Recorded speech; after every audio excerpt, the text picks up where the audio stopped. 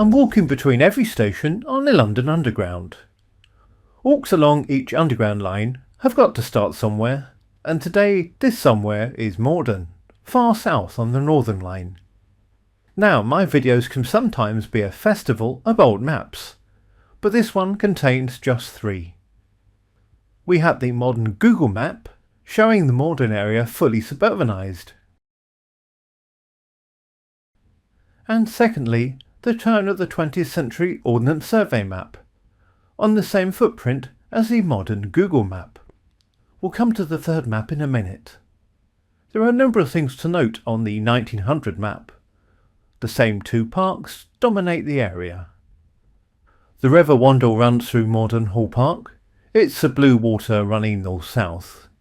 I'm about to walk this park, but the river's presence explains all the wetlands. In 1900, it's still quite a rural spot. No shops yet on London Road, for instance. But Circle Gardens has already been laid out, so it's already not a pristine village some 20 years before the Underground arrived. I won't be walking past it, but Moston Gardens was a former brickfield.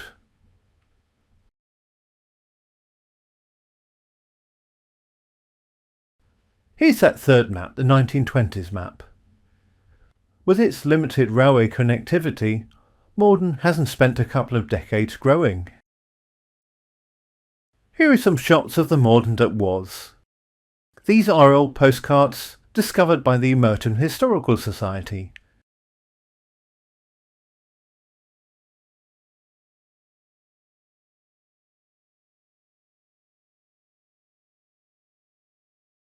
In the early 1920s, the City and South London Railway began to build their southern extension to Morden.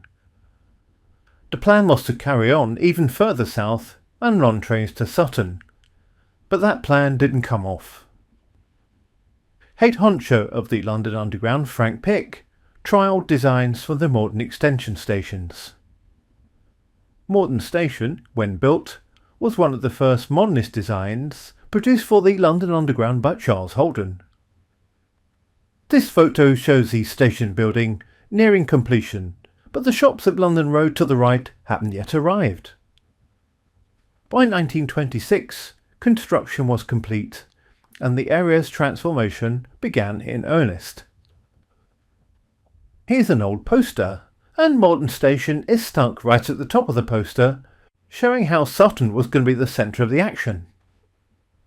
The City and South London Railway was renamed the Northern Line, and as the 1930s dawned, Morden had become just another London suburb.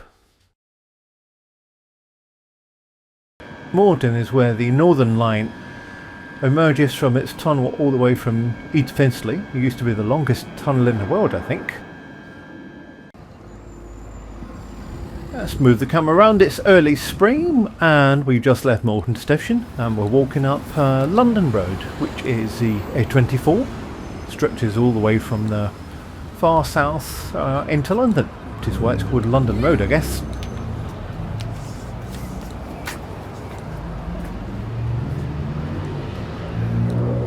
Since it's such a beautiful day and first of the blossoms coming out, we're going to walk to South Wimbledon Station, since it's the first station up the Northern Line from here in Morden. Not through the park ahead of us, but you can see all the trees, which is Morden Hall Park. Past the fish and chip sign and most buses, where that traffic is turning left. The Northern Line reached Morden like the Northern Line reached many places while Morden was countryside, and it's changed somewhat. So this is the London Borough of Merton, and South Wimbledon Station, where we're going to eventually reach, is actually one of the London Underground's major misnamings. It was largely not really an estate agent's invention, that it's an invention by what became the Northern Line to attract people to an area which was positively not South Wimbledon, but actually called Merton, which is what the London Borough is named after.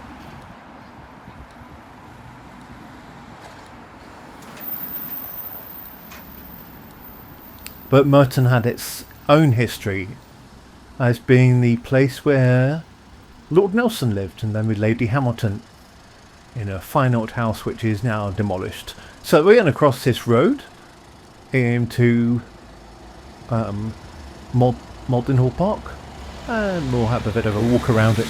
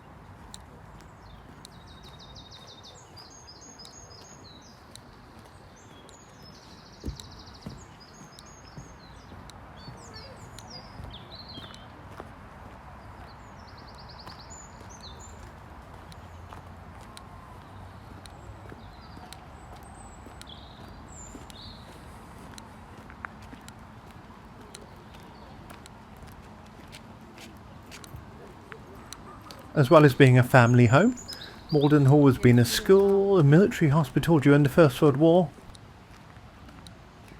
And now it's the sort of place you just want to walk around on a sunny day.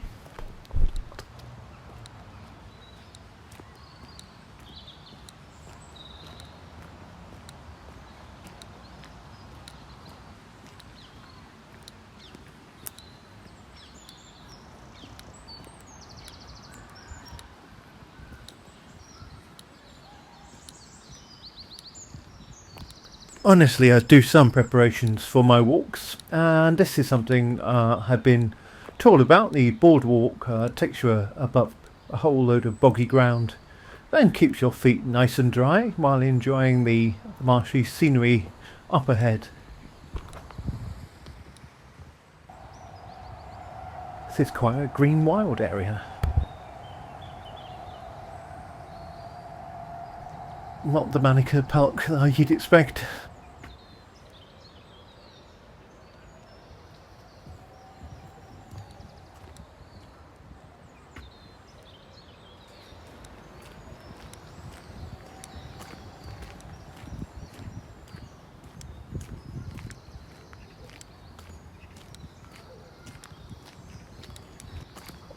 I'm going to keep the camera running and let you enjoy the scenery without me talking too much.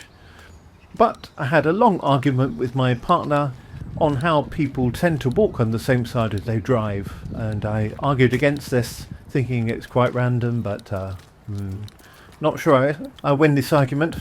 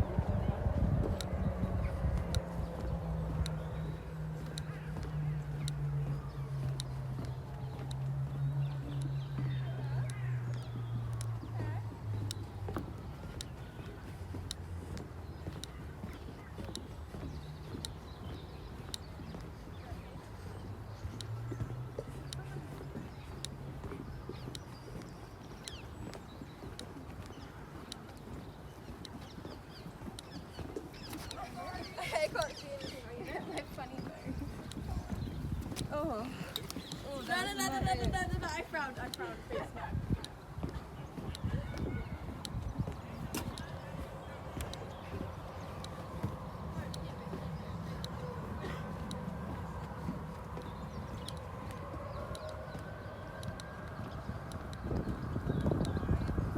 Pagar pra vir dormir no hotel, não? Lá tem no negócio de casa, mas é uma quantidinha assim, de divisão, você vai gostar.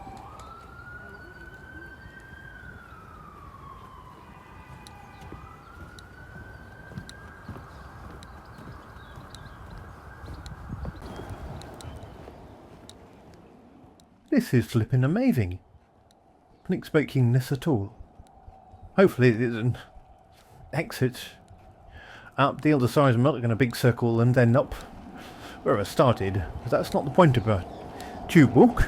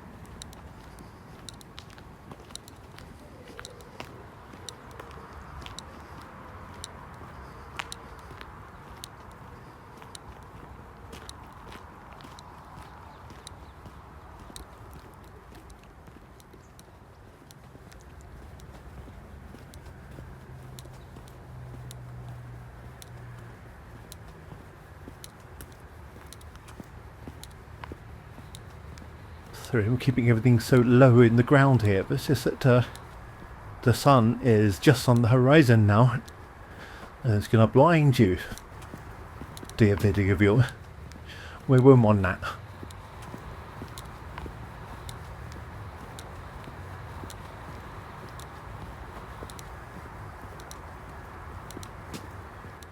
Let's get a tram.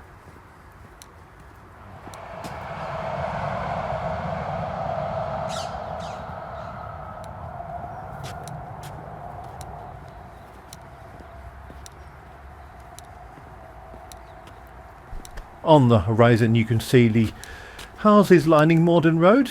I've really enjoyed walking through the park. I mean, it's really noisy. You can definitely tell you're not in the countryside. There's sirens blaring, trams in the distance, and so many people all trying to enjoy the same thing. But it was a lovely diversion. I tried to avoid just walking along roads full of traffic in these walks. I can't avoid this next road full of traffic, but we've had a little park adventure, you and me.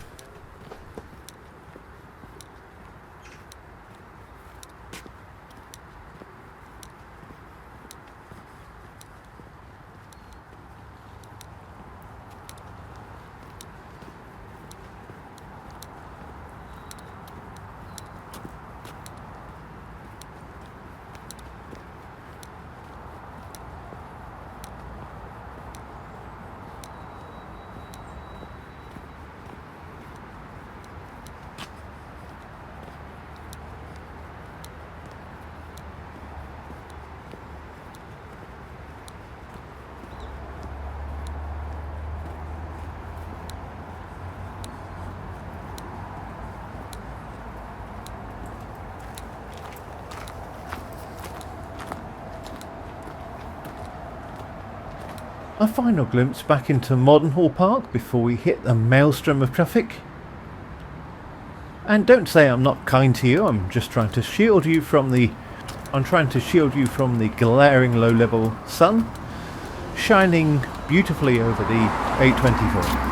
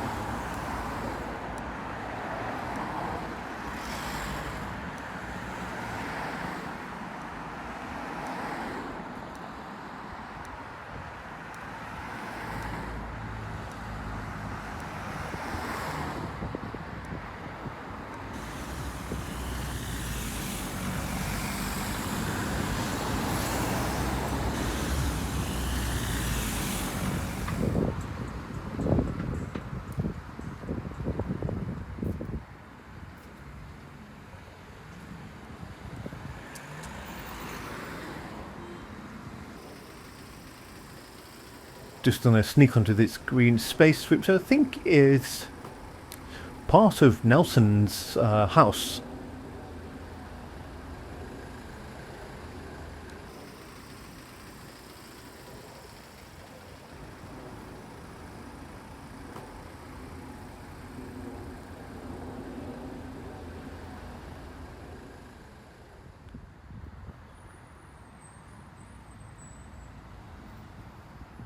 Trouble is, his house just completely disappeared.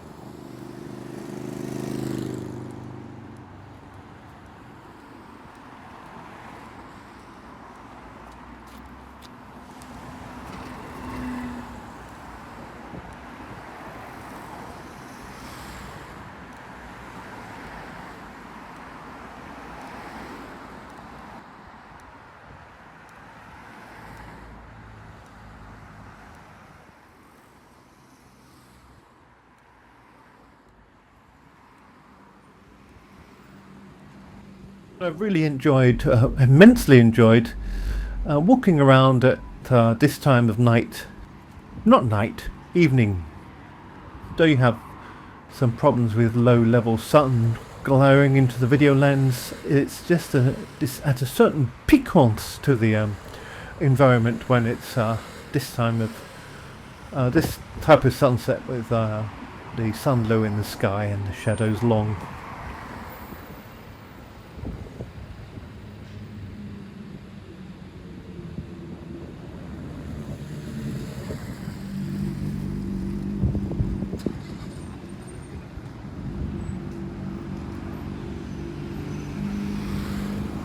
The South Wimbledon station roundel coming into view. Here is a picture of the location of the station before it opened and was built. I think it's 1924 or 1925 this picture dates from. And a great old sign for this there as well.